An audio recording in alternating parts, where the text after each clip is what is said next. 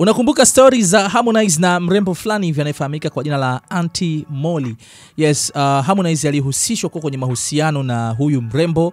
Yes, ni mtu wa fitness, mtu fulani wa mazoezi sana, na wamekuwa wakifanya mazoezi pamoja. Japokuwa yeye mwenyewe alikuwa anasema kwamba Harmonize ni mjomba wake, ni watu ambao wana familia, ambao wanafahamiana, ni ndugu, wala hawapo katika mahusiano ya kimapenzi. Sasa juzi kati Harmonize akaanza kuhusishwa kwenye mahusiano ya kimapenzi na Suraya, aka wanamuita Sanchi World. Yes, jina hilo ndilo ambalo linatumika sana kipindi cha nyuma, japokuwa sasa hivi kabadilisha kidogo jina lake. Sasa huyu bidada amemjibu mmoja kati ya mashabiki ambao walicomment kupitia picha yake kwamba mbona uhusiano lenu lilikuwa fupi sana.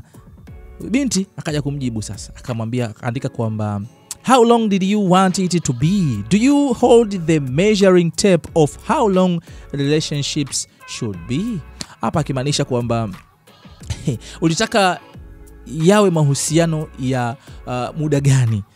Una kipimo au una tape fulani hivi ambayo inapima kwamba mahusiano yanapaswa kuwa katika kipindi cha muda gani au yanapaswa kudumu kwa muda gani? So ni kitu ambacho naye amemrudishia swali shabiki huyu aliyefahamika kwa jina la Senka Nation, ambaye alimuuliza huyu mrembo anayefahamika kwa jina la Auntie Molly ambaye alihusishwa kwenye mahusiano ya kimapenzi na Harmonize, japokuwa yeye mwenyewe alishakukanusha kwamba hayupo kwenye mahusiano na Harmonize, hajawahi kuwa kwenye mahusiano na Harmonize, ila Harmonize ni mjomba wake, ni watu ambao ni ndugu. So kama unaendelea kuhisi kwamba alikuwa kwenye mahusiano, yeye alikanusha kwamba hawapo kwenye mahusiano. Na sasa Harmonize anatajwa kwamba amemvuta Sanchi, wapo kwenye mahusiano mazuri sana ya kimapenzi. Na kama kawaida, unapoona vitu fulani kwa mrembo yupo karibu na Harmonize, watu wana connect dot kwamba wawili hawa tayari wapo kwenye mahusiano ya kimapenzi. Mimi naitwa Hariki na hii hapa ni Trending ya Ricky Media. Endelea kutufuatilia kupitia Instagram, Facebook na Twitter. Napatikana kama Ricky Media TZ. Bye bye.